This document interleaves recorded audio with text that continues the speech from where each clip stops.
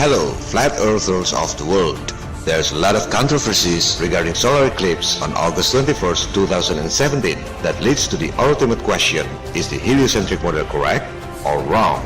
In this short video, collaborating with Sugianto Sulistiono, a professional doctorate majoring in computer physics, and Najwa Azahra, a medical doctor, founder of Indonesian Flat Earth Community, we will use all scientific data to study the Great American Eclipse. The conclusions are quite devastating. The speed is deceiving, the angle is wrong, the path is impossible, and the moon's diameter is wrong. Satellite, satellite, -10. Twilight, twilight. I feel the moon pulling me away. We all know that the sun and the moon both rise in the east and set in the west. In your flat earth, what you see is what you get. The sun and the moon are moving clockwise from east to west. What I can do. As you know, in our flat earth, if you are facing north, wherever you are, your left is the west and your right is the east. Therefore, if you fly straight from west to east, you will come back to your starting point. Satellite, satellite, launch. And so do the sun and the moon. The other fact is, if a source of light moving in one direction passes an object, the shadow will always move in opposite direction. So, as the sun and the moon are moving from east to west, and the sun passes the moon, the shadow is moving in opposite direction from west to east, exactly like reality. Cause in our flat earth, what you see is what you get. Now, in the globe model, in order to make the sun and the moon rise in the east, set in the west, they have to make the globe model rotate from west to east. In this way, the east side of the earth encounters the sun earlier than the west side of the earth.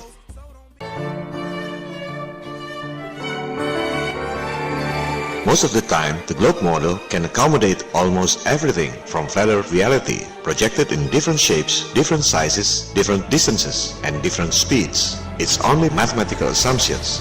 They calculated one by one, gradually and individually within thousands of years. It's all started 2,300 years ago when Aristarchus calculated the size and distance of the moon using eclipses based on assumptions if the earth was a ball. From that assumptions, he calculated the size and distance of the sun. Then people adapted his method and assumptions to calculate the whole solar system, then the whole galaxy, and so on and so on. Assumptions upon assumptions. But sometimes, when a bunch of mathematical assumptions mix together to explain rare cases like solar eclipse, they just don't add up.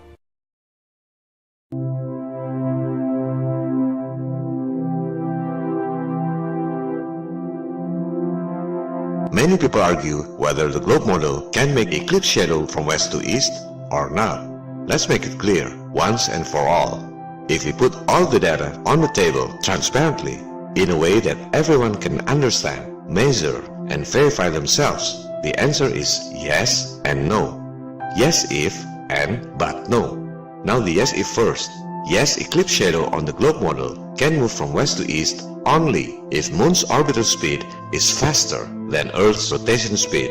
In heliocentric model, the Moon's orbital speed is twice as fast as the Earth's rotation speed. With this paradigm, for sure, the shadow will move from west to east.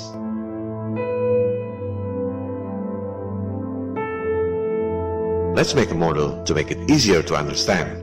The distance is not to scale. The moon should be 30 Earth diameter away.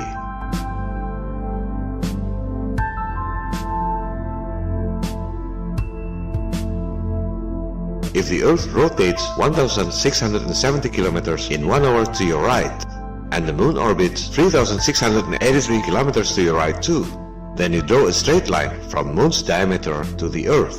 You will see the moon's line is farther than the Earth's line. But of course, 3,683 kilometers is farther than 1,670 kilometers. You don't even need a model to understand. This is called linear speed. In this way, the eclipse shadow moves from west to east because the moon is faster than the Earth. It's mathematically correct based on that assumptions and paradigm.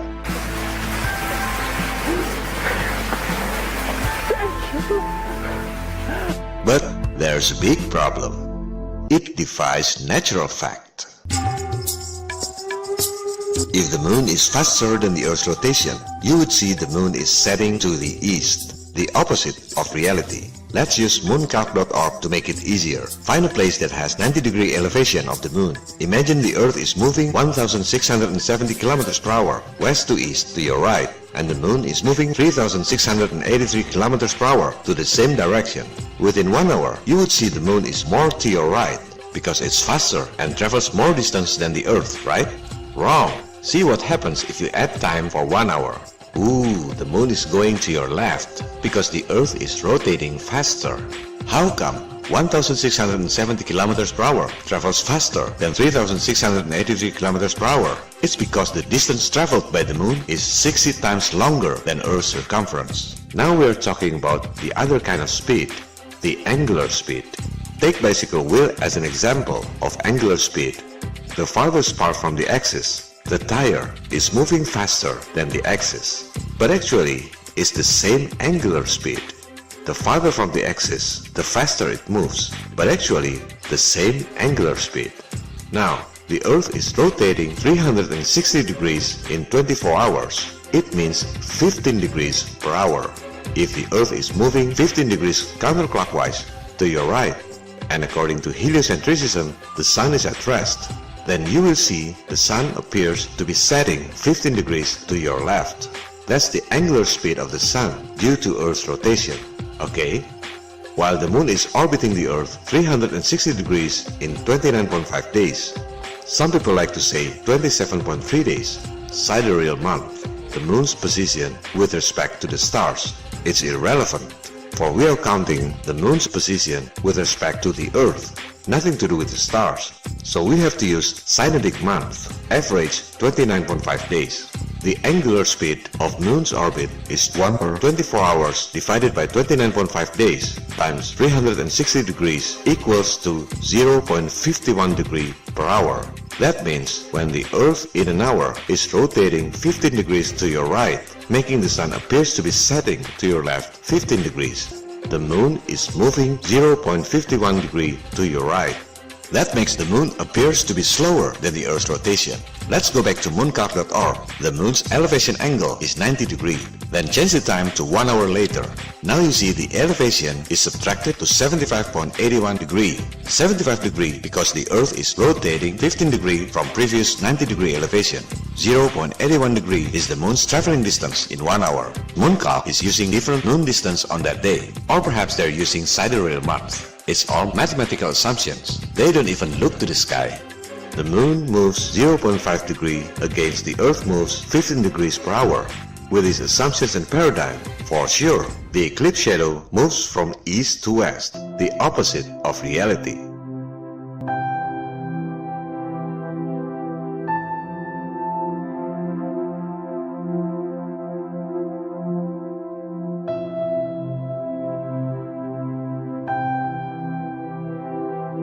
So which one applies to the Moon and the Earth's speeds that creates eclipse shadow? Linear speed or angular speed? They will say it's the linear speed that matters. The Moon is orbiting about twice as fast as the Earth is spinning. So if we're looking down on the Earth and we're at the Moon, we see the Earth spinning, but the Moon is moving faster. Wrong. Even if you're at the Moon, in 1 hour, you would see the Earth is setting 0.51 degree to your left, while it's rotating 15 degrees to your right. Even if you're looking from the Moon, the Earth's rotation is still faster. That means eclipse shadow in the globe model goes from east to west, the opposite of reality. Perhaps other people would say, oh, the Moon is slower than the Earth, but the shadow moves faster. That makes the shadow moves from west to east. Well, this sounds plausible in theory, but if you put the data, it's not correct. The Sun is 400 times bigger than the Moon. The Moon's traveling distance for 5 hours is just like a dot to the heliocentric Sun. If the Moon moves in 5 hours, 18,415 kilometers, it only makes 0.006989959 degree difference. If the Moon moves 18,415 kilometers to the right side of the Sun, The shadow's distance on Earth is 18,460 kilometers, almost the same with the distance traveled by the Moon. Science says eclipse shadow moves at the same speed with the Moon, and the eclipse shadow path is the same length with the distance traveled by the Moon. So, if someone says the Moon is slower than the Earth but the shadow moves faster to make shadow from west to east, it's debunked by their own science. Another possibility, other people would say the Earth is also orbiting the Sun. That makes the shadow moves from west to east. Again, a plausible theory if you don't do the math. How come the Earth that's rotating 1,670 kilometers to your right and the Moon is 384,000 kilometers away, orbiting the Earth at 3,683 kilometers per hour, and the Sun is 149.6 million kilometers from the Earth, while the Earth is orbiting the Sun at 110,000 kilometers per hour? It's almost 100 times faster than the speed of sound. Plus, the Sun is also moving at 72,000 kilometers per hour, almost 60 times faster than the speed of sound. Can create eclipse shadow 18,415 kilometers on Earth within 5 hours. Do the math, do it yourself. They never include the Earth's orbit in calculating eclipses because they assume the Moon is always attached with the Earth wherever it goes. In most solar system animations that you usually see, the Sun is at rest. This is heliocentric. The Sun is the center of the universe. But later, they knew it's impossible. They say the Sun is also moving at 72,000 kilometers per hour across the space. Another mathematical assumptions on paper without experiment. They never put them all together when calculating eclipses. This is very important information. Most people think that NASA can predict eclipses accurately, that they have very advanced knowledge. Therefore, it proves that heliocentric is true. Unfortunately, that's not the case. All eclipse predictions provided by NASA, including this 5 millennium, 5,000 years of eclipses, are using Saros cycle invented by ancient Babylonians thousands of years ago. Both solar and lunar eclipses are so predictable because they always repeat in a cycle of 18 years, 11 days and 8 hours. It's called Saros cycle and it has nothing to do with heliocentric. Ancient Babylonians believed the Earth is flat, the Sun and the Moon are revolving around the Earth, and so do the stars and other celestial bodies. They didn't calculate the distances, sizes and speeds based on false assumptions and speculations like heliocentric teachings. They simply observed the sky and took whatever it is. With that paradigm, they can predict eclipses accurately. Such predictions are impossible to be done using heliocentric model. In its 5 millennium catalog of solar and lunar eclipses, NASA wrote that all eclipse calculations are by Fred Espenach, a retired NASA's employee. NASA never calculated and predicted eclipses using heliocentric model. They simply hired the best Saros researcher, their retired employee, Fred Espenach, to calculate and predict eclipses using ancient Babylonians method that has nothing to do with heliocentric. NASA even wrote that Fred Espenach is responsible for the accuracy of those 5,000 years catalog of eclipses.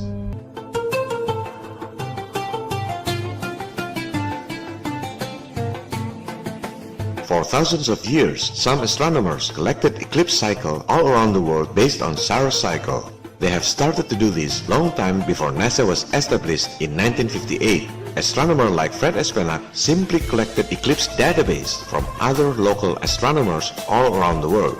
As you see in this table, it's made by other astronomer G. Vandenberg in 1955. That's what Fred Espenach did. He is a very good Saros researcher. Why would NASA need Saros cycle if they can calculate eclipses using heliocentric math? Obviously, because they can't. A bunch of mathematical assumptions when combined together to calculate eclipses, they just don't add up.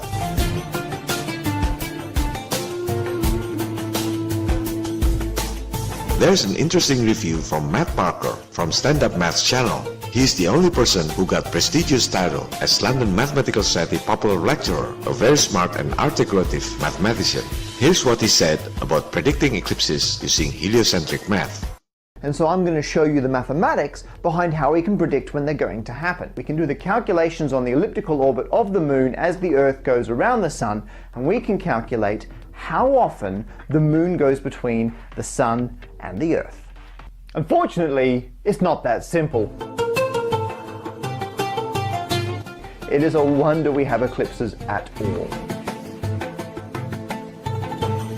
But then, out of all this chaos, another cosmic coincidence steps forward to save the day.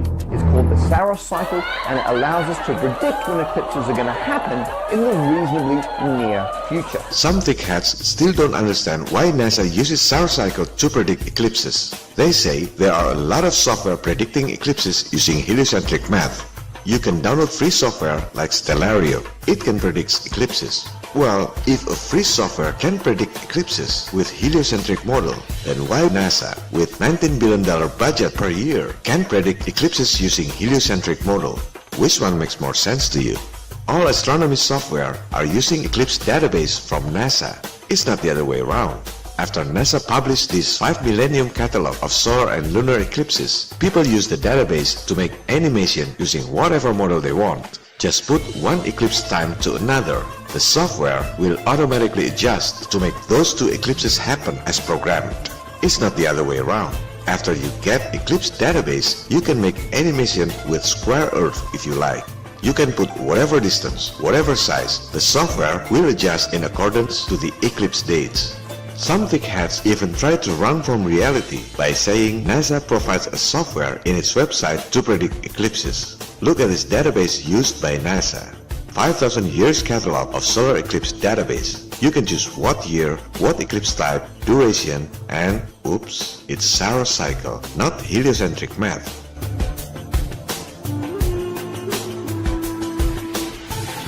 This is the 3D movement of their heliocentric model. The sizes, distances, and speeds are not to scale. This is just to make you have an idea of the true heliocentric concept. The question is, how could NASA 48 years ago kept up with the Earth's orbital speed, almost 100 times faster than the speed of sound, and also kept up with the sound speed across the space at almost 60 times faster than the speed of sound?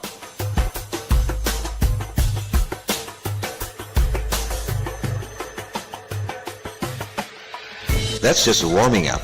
In the next section, you will see scientific facts based on official data that eclipse in the globe model is a real fantasy.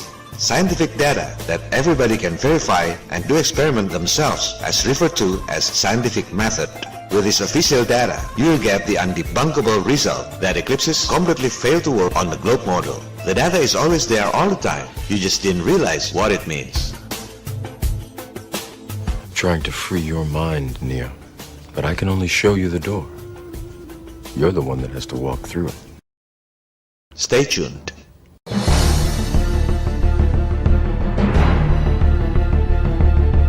Let's take a look at their official data taken from NASA's website, the Great American Eclipse Path.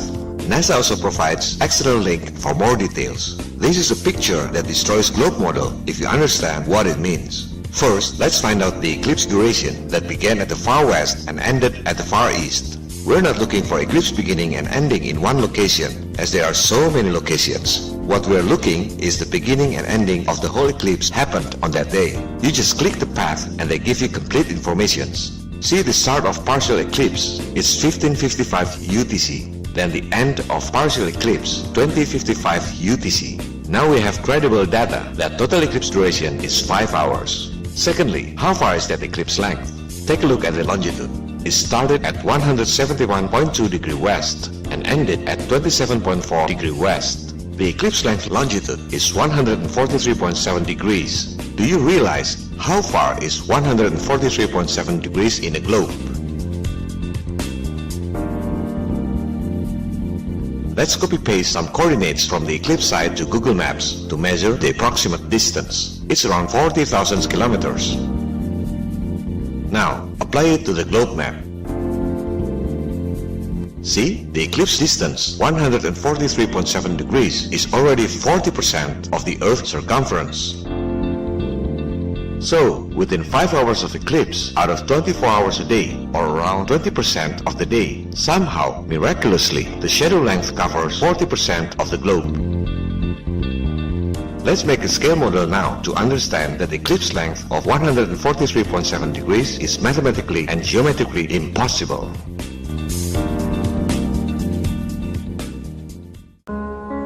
We've made scale model of the eclipse using AutoCAD. In this video, I'm collaborating with many people from Flat Earth 101 community. You have seen the work of Najwa and Anggol Aji specially made for you.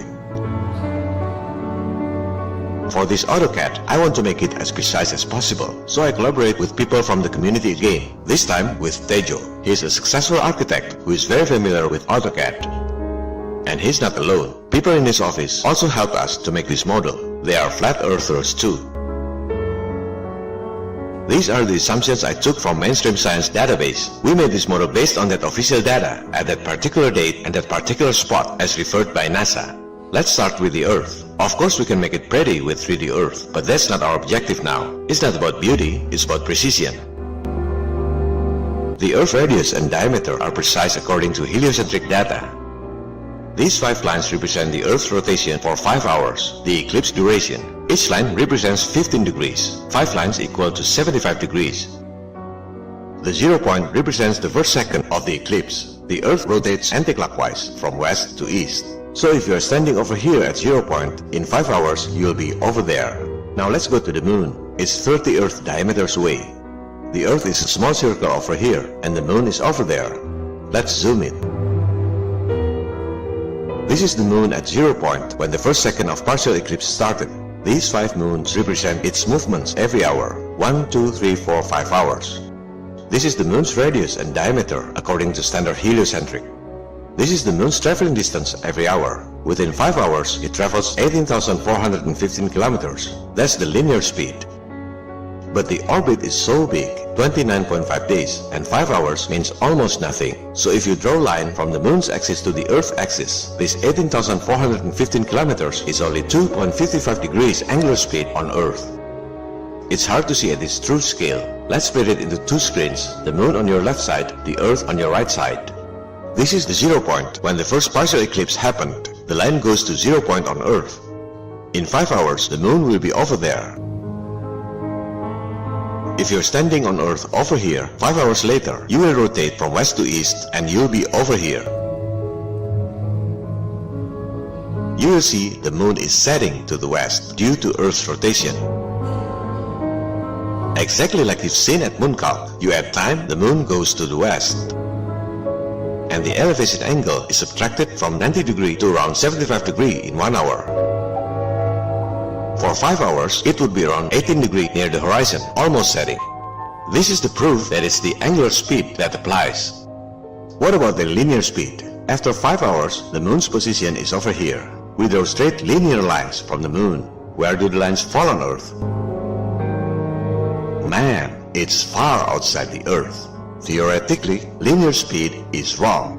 After 5 hours, you will see the moon is setting to the west. In reality, you don't see the moon is over here like it's setting to your east. The moon is over there, near the horizon, setting in the west. The funny thing is, even though the moon is over here setting in the east, the shadow will fall outside the Earth. If you use angular speed, eclipse shadow moves from east to west, the opposite of reality. If you're using linear speed, the moon sets in the east and the shadow falls outside the Earth after a few hours. Any which way, they're wrong. It really doesn't work on the globe model.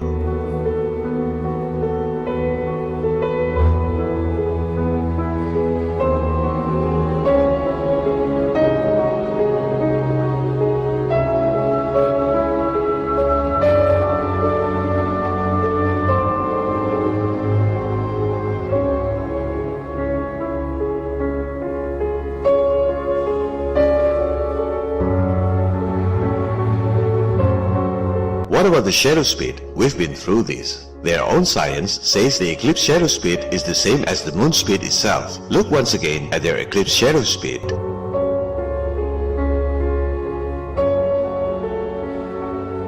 The shadow is never faster than the moon speed. The shadow knows. Poor globe model. Let's be generous to them. Give the globe model a generous discount. Let's start not from 90-degree elevation, but instead from 0 degree like you have solar eclipse at 6 a.m. in the morning. You can't even see the sun at horizon level. Then you have 5 hours eclipse. And still, if using linear speed, the shadow goes outside the Earth. Do you know why it fails? Because you can't get 5 hours eclipse on the globe model. The moon would travel 18,415 kilometers, while the Earth's diameter is only 12,742 kilometers. That would make the moon half Earth outside the Earth. This is real fantasy, folks. Congratulations. Based on their official data, you just found a fatal error on the globe model. Now let's see the eclipse movement with 3D model. You can use solar system scope. It's supposed to be correct according to heliocentric model. The time, speeds, directions, and eclipse duration are to scale. Only the sizes are not to scale. They make them bigger to make it easier for you to see the movements. Set your time to August 21st, 2017 at 3:55 p.m. UTC. We'll run it for 5 hours, scaled to about 5 seconds. It's gonna be quick, but we can replay it. The time will be 3:55 p.m. to 8:55 p.m. Please focus on the Earth's rotation speed and direction, also the Moon's orbital speed and direction. See which one is faster. Ready? Go! You see that the Earth's rotation is faster. Let's zoom it. The Moon is almost like not moving. That means they're using angular speed. The Earth rotating at 15 degrees per hour. The Moon's traveling at 0.51 degree per hour. With this angular speed, to which direction the shadow goes? Because the Earth is spinning faster to the east, the Moon's shadow goes the opposite direction, from east to west. Exactly like Najwa has shown you, only this 3D animation is using true scale of speeds according to heliocentrism.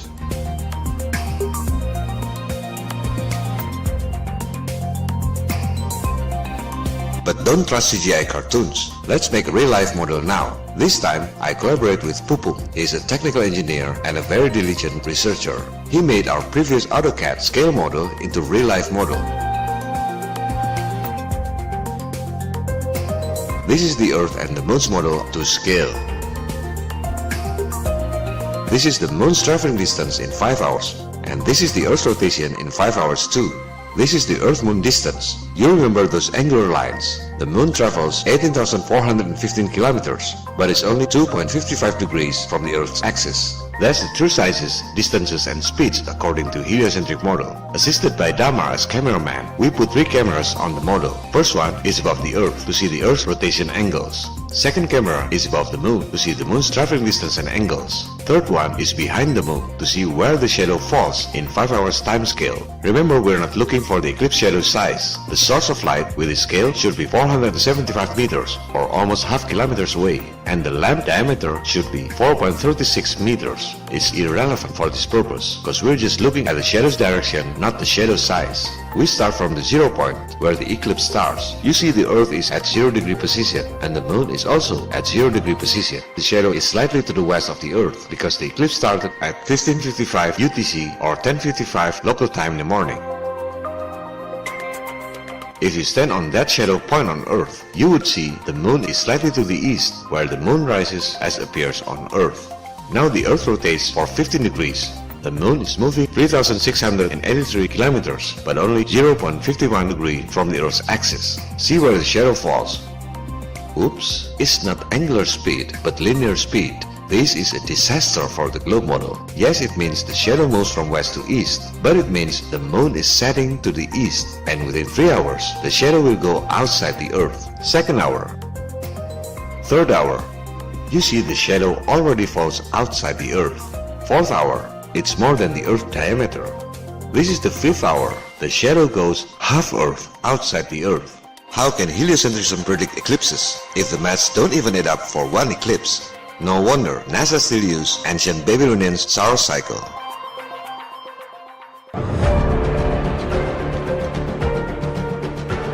Let's take a look at who are these Babylonians who invented solar cycle.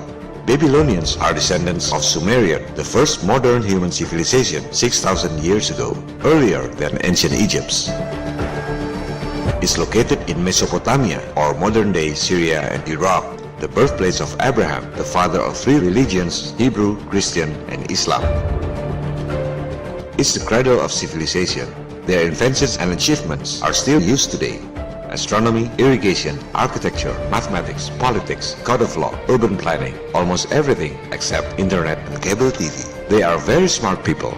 Their alphabets, cuneiform, consist of 400 characters, not 26 characters ABCD like us. Their numeral system is sexagesimal or base 60, not base 10 like us. Sexagesimal is very good for counting big numbers and small numbers, still used today for measuring time, angles, and geographic coordinates.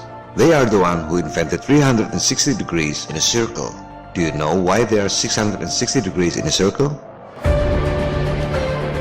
It's the average days of the sun and the moon circling the earth in a year. The sun is circling the earth in 365.2425 days, and the moon is circling the earth in 354.3829 days. Add those numbers, you will get 719.61 days. So the average of lunar and solar days in a year is 359.8 days, rounding to 360 days. That's where the Babylonians got the idea of 360 degrees in a circle and got sexagesimal numeric system base 60. It's really natural science.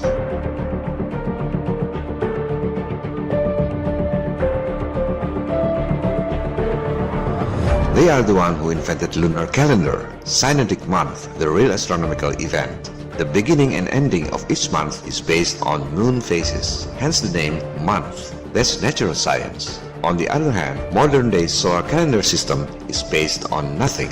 If you want to make solar calendar based on natural phenomena, the new year should be either summer June 22nd, autumn September 23rd, winter December 22nd, or spring March 21st. But solar calendar starts with January the 1st, which means nothing, and ends with December 31st, which also means nothing. It's not really solar calendar, and every date of the month has nothing to do with the moon. You're using a wrong calendar system. Yet Babylonians were aware of solar cycle too, so they invented the so-called lunisolar calendar. Its lunar calendar consists of 12 months, the closest lunar cycle with solar cycle in a year. They are the one who invented 7 days in a week. They observed the stars are moving in the same directions and the same speed, except there are 7 sky objects that move differently. They call it the 7 wandering stars. Later, by the ancient Greeks, is called planets. That's the origin of the word planet. Planet is not a ball that living creature can live on it like you always see in CGI cartoons published by NASA. Planet is a wandering star, a star which has its own path and speed circling the Earth. Those 7 wandering stars or 7 planets of the Earth are the Sun, the Moon, Mars, Mercury, Jupiter, Venus, and Saturn. Then Babylonians devoted 7 days every week to honor those 7 wandering stars. The first day to honor the Sun, hence the name Sunday. Second day to honor the Moon, Monday. Third day is for Mars, or in Nordic is called Tyr, Tuesday. Fourth day for Mercury, Mercredi in French. In German and Dutch is called Odin or Woden, Wednesday. Fifth day for Jupiter, Jueves in Spanish, is Nordic god Thor, Thursday. Sixth day to honor Venus, Viernes in Spanish, is Nordic god of Frigg, Friday. The seventh day to honor Saturn, Saturday. That's the influence of Babylonian culture. We still use it until now.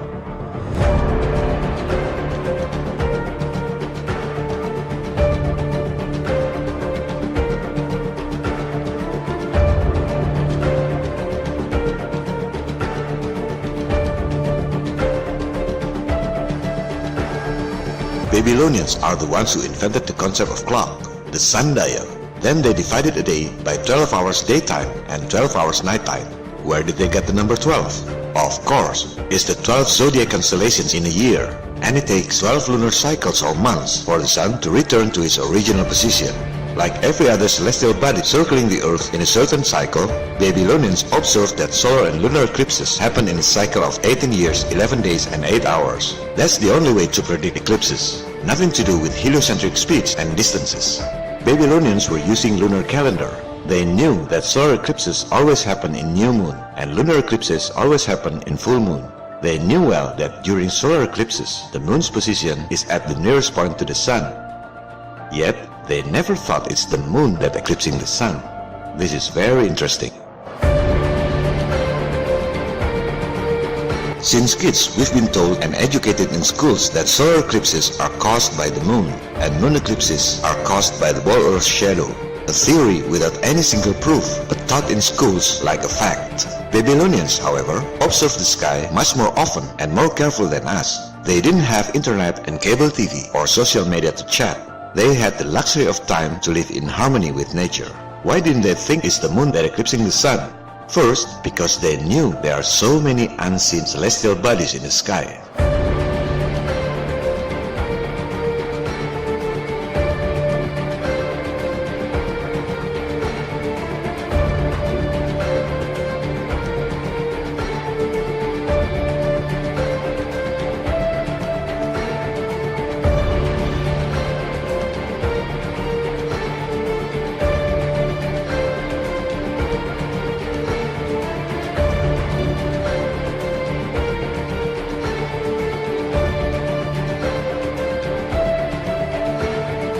Second, because they knew the moon is behind the sun. If the moon is in front of the sun, you would see the moon is getting close to the sun before eclipses, right? But you never see it. Let's use our logics here. Why can't you see the stars during daytime? Because the sun is too bright, right? And because the stars are behind the sun. There's no star between the sun and the earth, even according to heliocentrism. All stars are behind the sun is very bright at daytime, therefore you can't see the stars during daytime. But the moon is 400 times closer than the sun, according to heliocentrism. The moon is between the earth and the sun when it's new moon, and is behind the earth when it's full moon. Sometimes you can see the moon very clear in the morning. So why can't you see the moon when it's new moon? Because the sun is too bright? Hell no. You can see every single objects in front of the sun during daytime. You can see the clouds, airplanes, birds, etc. Sometimes you can see the moon in the sunlight. So why can't you see the moon when it's new moon? Because the moon is in unseen position? No, it's not correct either. Even in heliocentrism, the moon is near the sun during the new moon. So why you never see the moon when it's new moon? Because the moon is behind the sun at the time of the new moon.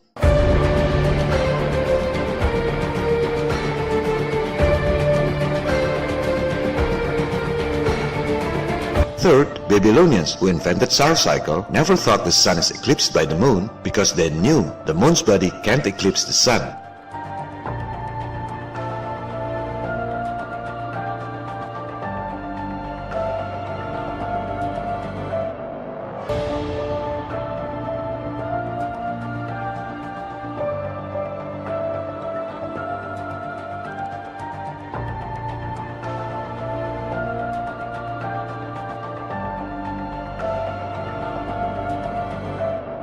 Ancient people were aware of many unidentified celestial bodies that sometimes can be seen with naked eyes.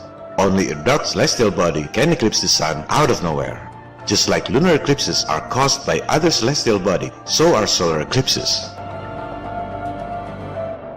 Babylonians called it the planet of crossing, Planet X, dark sun if you will. And so do every culture in the world. In India, they call it Rahu and Ketu. In Java, Indonesia, they call it Batara Kala. Not because ancient people are stupid, but because they really use their senses. Their senses told them it's not the moon eclipsing the sun, it's a dark sky object that can absorb light.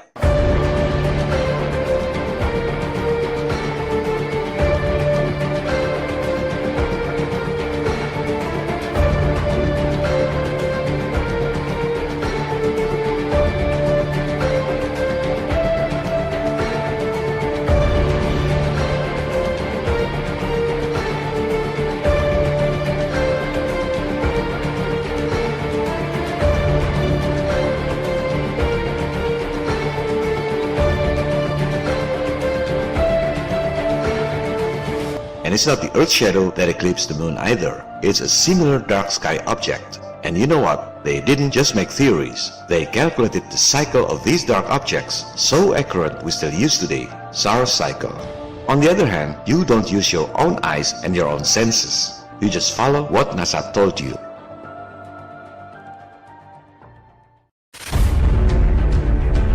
This is just to open your mind. The world is not like they told you. There are so many anomalies in eclipses. You can study the shadow using real-life scale model. I've tried with Pupung. We're using real sunlight, no question about brightness, lumens, and so on.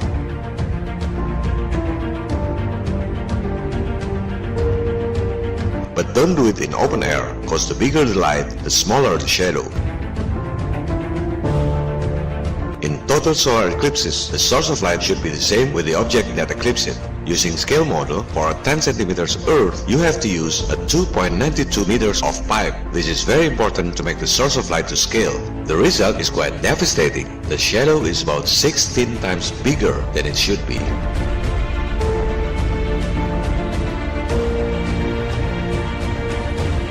In reality, eclipse shadow size is about 70 miles or around 100 kilometers. They make it in CGI cartoons as if a 3,474 kilometers of moon from 384,000 kilometers distance can make a 100 kilometers of shadow. So they make CGI cartoons with shadow shaped like a pencil. It doesn't exist in reality. With real-life scale model, the shadow is actually 1,000 miles or 1,600 kilometers.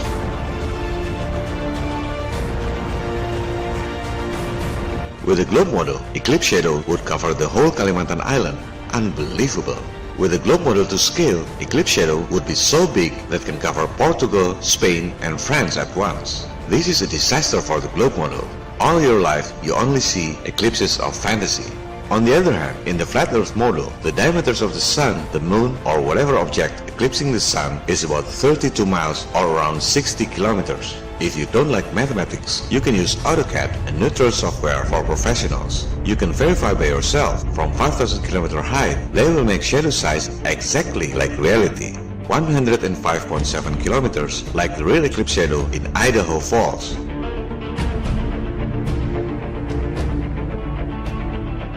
Look at the eclipse shadow speed. Umbra velocity is 1,874 miles per hour or 3,015 kilometers per hour. Their science says eclipse shadow speed is the same as the moon speed because heliocentric sun is 400 times bigger than the moon. So 5 hours movement of the moon means nothing. Only makes 0.006989959 degree difference. If you like mathematics, you can verify yourself. Therefore, they say that the eclipse shadow moves at the same speed as the moon itself. It's mathematically correct with that assumptions, but it doesn't fit with reality. The moon travels at 3,683 kilometers, making shadow on Earth that spins at 1,670 kilometers, both to the same direction from west to east. The shadow should move at 2,013 kilometers per hour. But look at the reality. It moves at 3,015 kilometers per hour. It doesn't add up.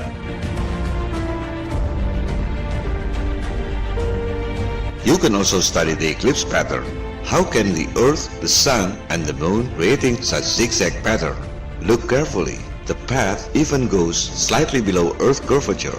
As NASA wrote in its official data, is a geocentric coordinate. What does it mean?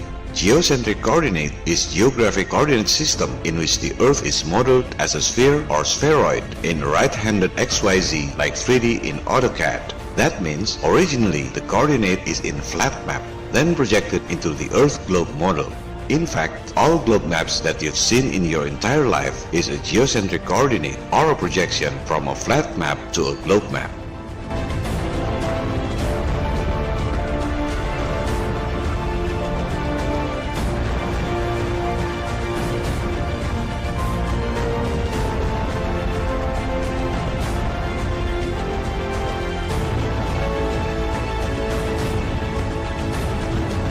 Last but certainly not least is the one that we have discussed.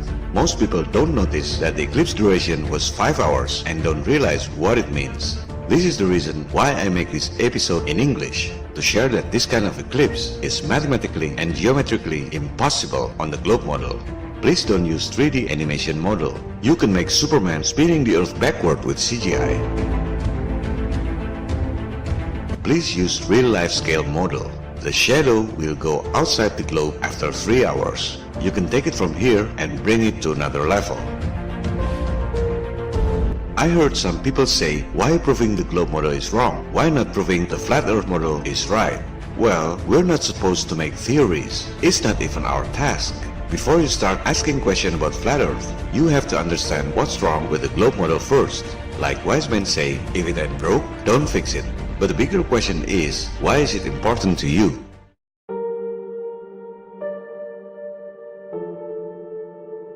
If If we're discussing about theories, it's okay to be wrong. It's okay to have differences. It won't cost you money if flat Earth is wrong. On personal level, it doesn't matter whether you believe the Earth is square or triangle. It only matters in social level. There will be blood in the water cold. Because if heliocentric model is wrong, that means there are $1 trillion scandal in the last 60 years. They bust hard on our shoulders. That means space programs and satellites are hoax. Your communication costs should not be this high. Your national debt should not be that high. Most people don't realize or don't want to realize about their national debts. The world owes $68.7 trillion. Do you know how much money in circulation in the whole world? This is our time, no turning back. You have to look at the physical currency, the most liquid asset class of which all central banks pay attention. It's only $7.6 trillion. The world owes $68.7 trillion while the world only has $7.6 trillion. It's a debt you can never pay, ever. To whom the world owes that much? 99% people in the world owes to the 1% population, the global elites. If you still don't believe the global elites exist, you better listen to the Minister of Finance of Indonesia, a very smart and charming lady, former managing director of the World Bank Group. Kalau di dunia lebih timpang lagi, 1% orang kaya di dunia menguasai 90% aset dunia itu.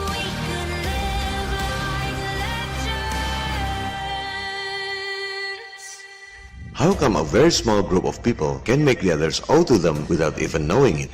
Because they have rigged the systems to benefit themselves at the expense of most people on Earth. The greatest trick the devil ever pulled was convincing the world he didn't exist.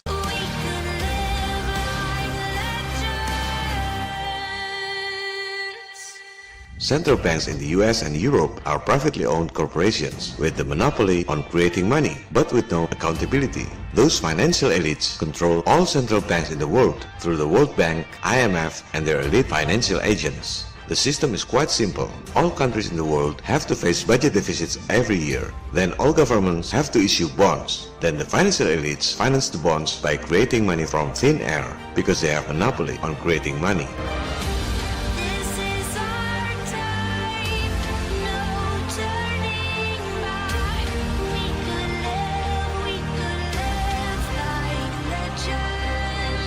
Then all governments collect taxes from the people to pay the interest. Next year, all governments face deficit again, and the never-ending cycle continues. The global elites have to create deficits in all national budgets. The biggest four deficit makers are wars, terrorism, financial crisis bailouts, and space program hoax, including satellite hoax. Those are the parasites that eat your stomach from the inside. That's what we have to pay from your taxes. Globe Earth hoax is the weakest link in their systems. You hit it right, the whole system will collapse.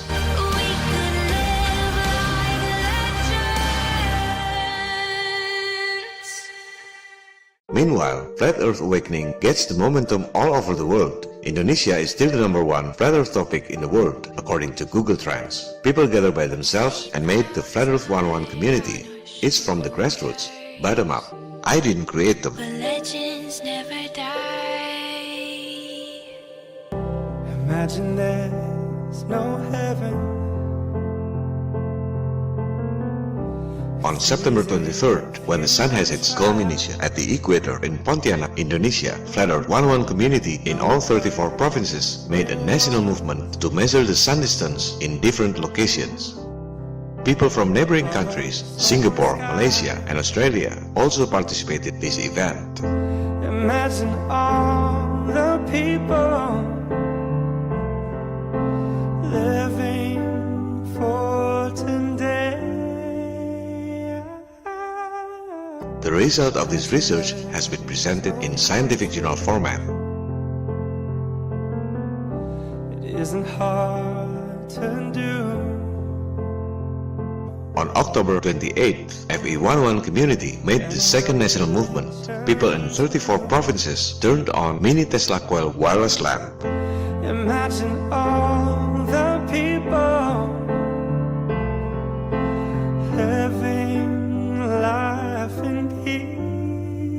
please you. You may say I'm a dreamer, but I'm not the only one. I hope someday you'll join us, and the world will be as one. To all Flat Earth 101 community who participated in this awesome national movement, thank you very much for your contribution. God bless you all. May God be with all of us. It's not only about energy saving, but it's a symbol of hope. Nothing to kill or die for. And no There are many technologies that can save your money but suppressed by the global elites. Imagine all the people. You're not supposed to live in a world with expensive electricity, expensive gasoline, expensive telecommunication using satellite scam. You may say I'm a dreamer. You're not supposed to live in violent wars and terrorism designed by the elites to make your national budgets face deficits. You're not supposed to be industrial slaves, stressful life to pay your bills, and pay taxes to repay debts to super wealthy financial elites that have the monopoly on printing money from thin air without any gold backup. You deserve to live in a better world, live in harmony with nature, smiling faces everywhere, with inner happiness in your heart. That's what Flat Earth Awakening is all about. I'm a dreamer. See you in the next episode. Feel free to give your thoughts on the polls. Should I make next episode in English with Indonesian subtitle like this, or in Indonesian with English subtitle, or just in Indonesian without English translation? Thanks for watching this channel. This is John Connor. If you're listening to this, you are the resistance. Salam People Power. And the world